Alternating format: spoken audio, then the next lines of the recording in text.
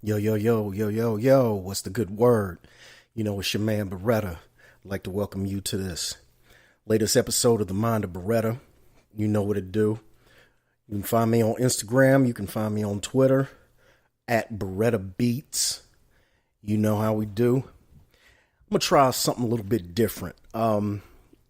Actually, I wanted to kind of go back to the original reason why I started doing a podcast. Outside the fact that something that I've always wanted to do, and the fact that I've been dabbling in music for every bit of 20 years now. But I had a conversation with a couple of people. Well, this was when I first started this back in June. And I kind of wanted to model this as a rant, or maybe sort of kind of a way where I could vent my frustration at some of the dumb stuff that happens throughout life. More kind of a cathartic type thing for me. And it actually kind of blossomed into something that I'm pretty proud of. It's some fits and some starts. It's some growing pains. It's definitely some growing pains, but I try to give you a little piece of my mind. Maybe it's something that doesn't necessarily conform to popular opinion, might not be might not be something that everybody would agree with. Well, I mean, that's fine. That's fine, because I know there are a lot of things that other people say that I agree with or I don't agree with. Everybody is welcome to their opinion. Everybody is welcome to their views. I mean, after all, that is the American way. Or so we thought. Now, see, here's the part where I start to go on my rant, and I'm just going to warn you right now. I have a bit of a potty mouth, but I'm going to try to control it as best as I can. When we talk about this particular situation, especially with this particular dumbass. Oh, see. Shit. Sorry. I tried. But at any rate, with this particular dumbass that's in office right now, and I'm quite sure everybody is well aware of what went down over the past few days with Trump and his disparaging comments toward, let's just put it out there.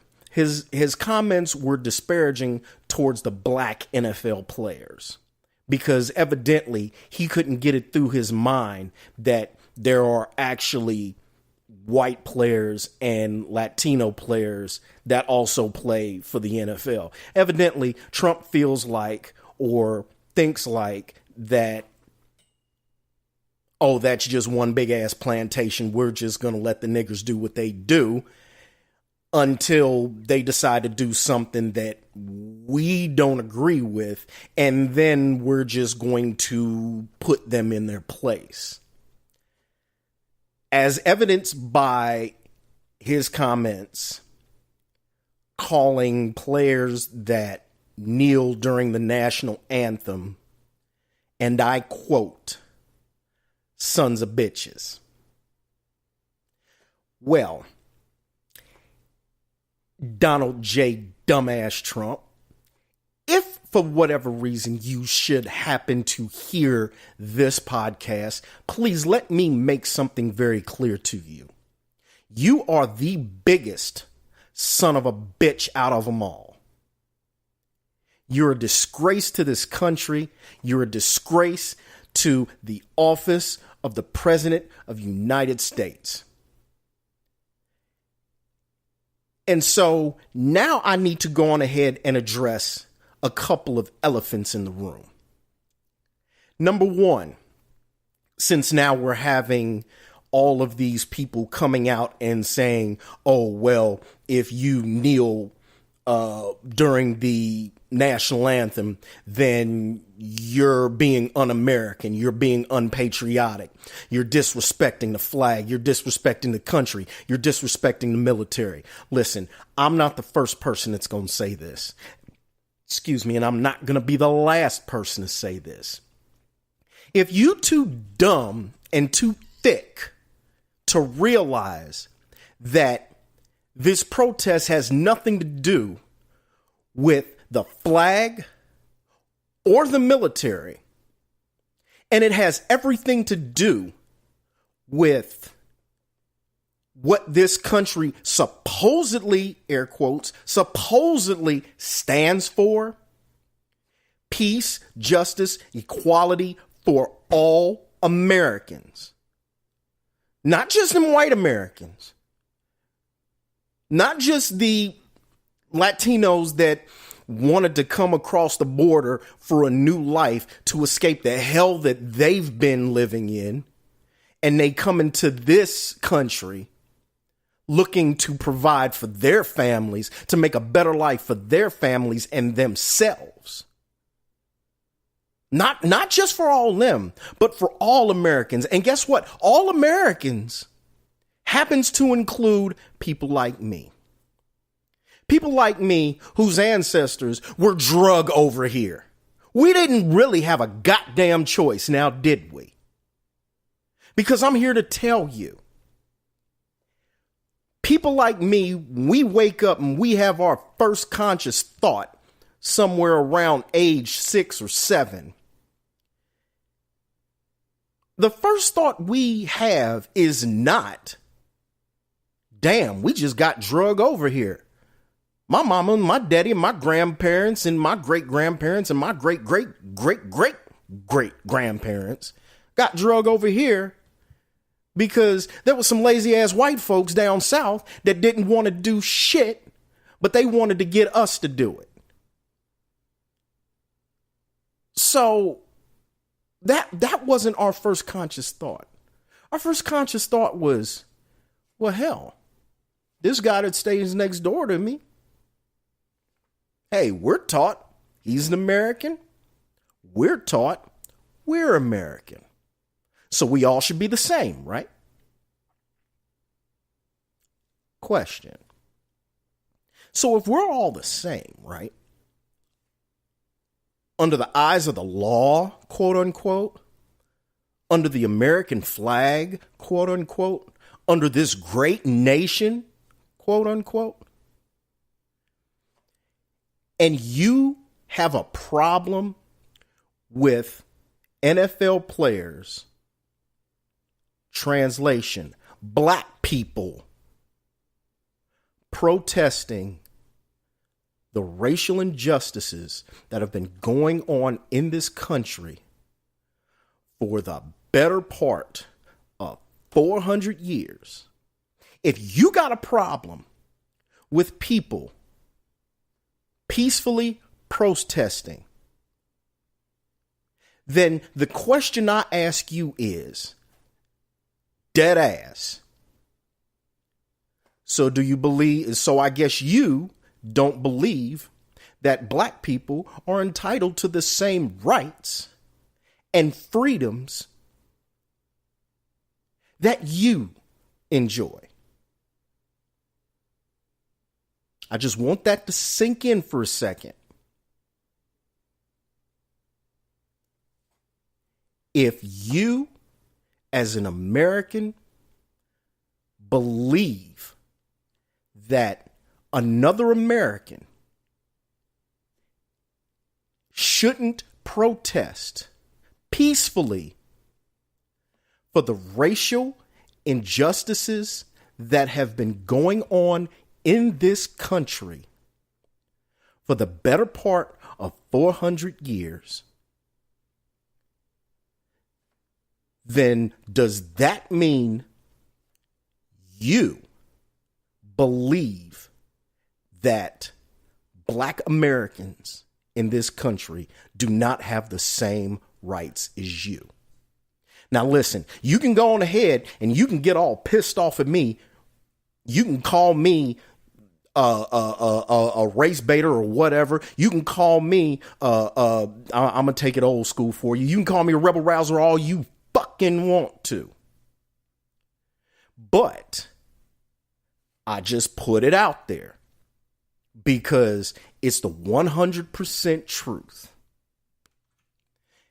And so when it really boils down to it, at the end of the day, using that tired ass cliche, the question that has to be answered, if you're a white person in this country that feels like it's being unpatriotic to kneel during the national anthem, you really have to ask yourself, are you a white supremacist? Are you a white nationalist? Just putting it out there. Now, the second elephant that needs to be addressed is to go back to my earlier statement about people think that it's unpatriotic or un-American and it disrespects the flag and disrespect the military. Let me just break something down to you, just on a personal level. My father, my namesake, the very reason that I am sitting in front of this microphone right now, the reason why I am who I am, the total and true embodiment of everything that I am right now, served in the United States Army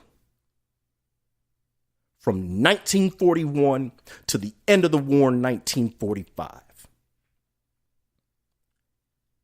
I have 3 uncles that I know of that have served in the United States Navy.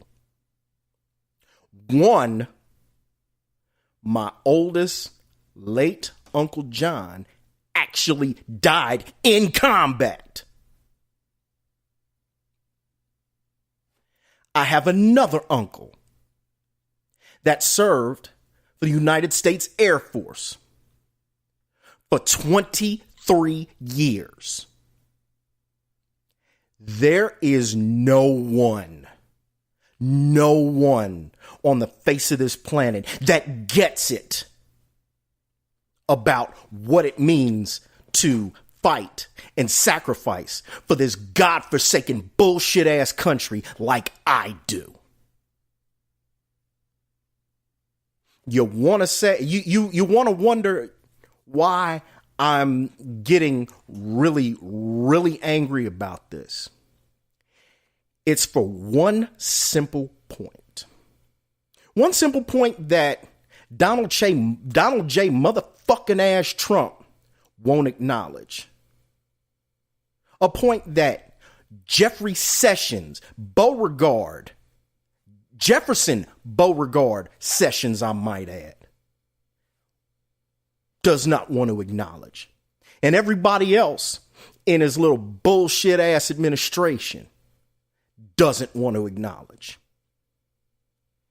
Is that the very reason why people like Colin Kaepernick are able to take a knee and protest peacefully the racial injustices at the hands of the police is because of people like my dad, people like my uncles, who, oh, by the fucking way, This country to this day still doesn't choose to recognize them the way that they recognize their white counterparts. So you mean to tell me that white, black, Latino, Asian can fight together during wartime in the name of the United States of America? And when the war is over, all you see is the smiling white faces, the dancing, the ticker tape parades, nothing but white faces. And when the black, Latino, and Asian soldiers come home, they can't even get the respect that they're due. And you, Donald J. fucking ass Trump, and every white person that has a problem with me speaking about this whole protest, this whole kneeling for the national anthem, and y'all got a big ass problem with this. Y'all got a big ass problem with me saying what I say. But what y'all don't understand is that those that fought in World War I and World War II, do yourself a favor. Google Buffalo Soldiers. Google Tuskegee Airmen. I'll wait.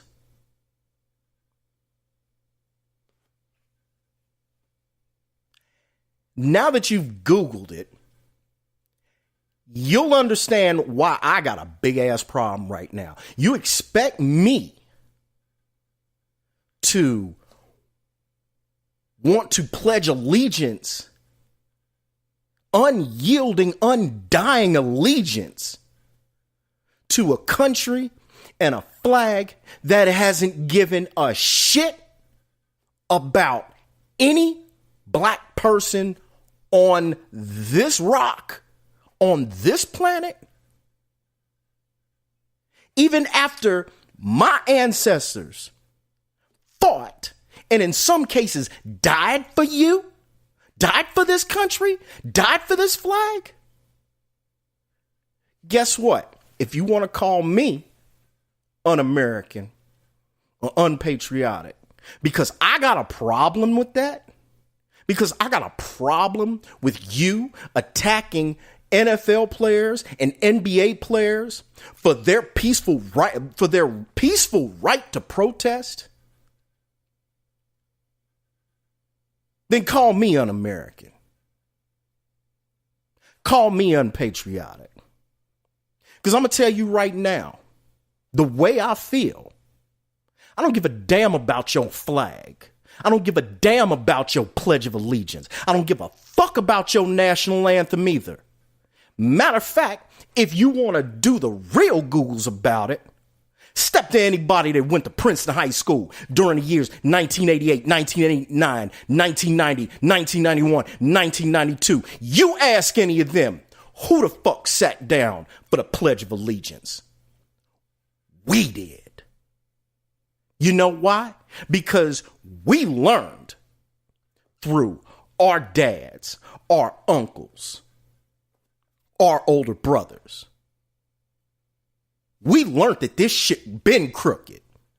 This shit been janky. This shit been foul. We didn't stand for the national anthem or the Pledge of Allegiance. What for? Even back then, we knew that the Pledge of Allegiance to the flag of this United States of America meant nothing to us. You know why? Because you have a very large segment of this country that still don't even recognize us, Black Americans, as Americans. They still don't even look at us as equal citizens under the law and under this flag. So guess what? No. I don't give a fuck about none of that shit.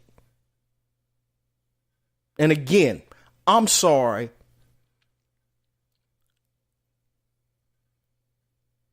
This shit just gets me so aggravated to where I literally just want to say, you know what? There have been people that's been talking about a damn civil war. Another civil war. I'm almost wanting to see that shit happen. Sorry, that's an unpopular point of view. That's an unpopular opinion. But I don't know. I don't know what the hell else to say or do. Because when you really think about it, you hear people that say, we just want peace for everybody in this country. Question. You say you want peace for everyone in this country.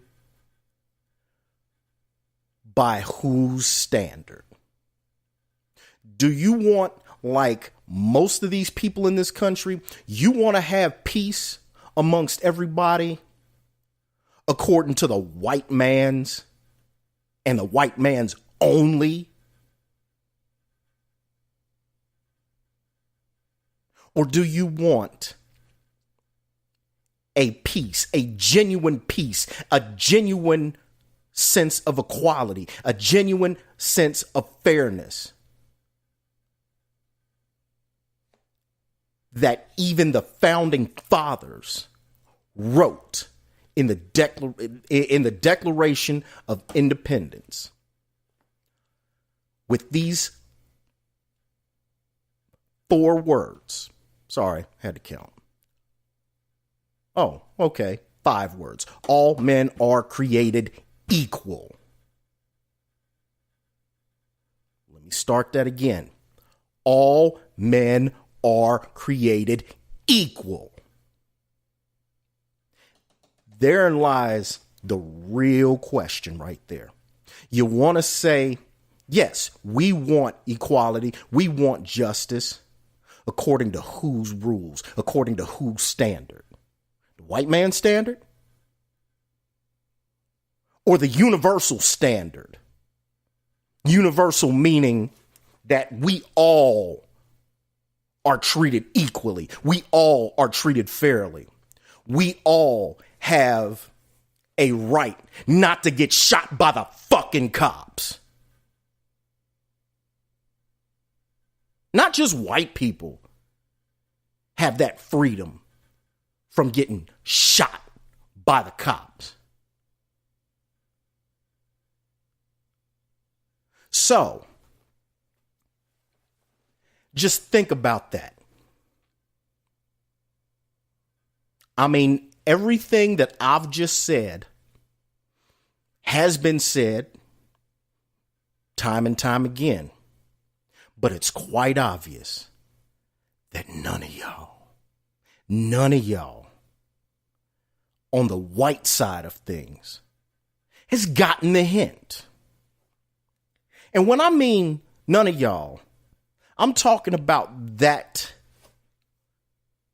nice size block in this country that took Donald Trump seriously when he said he wanted to make America great again.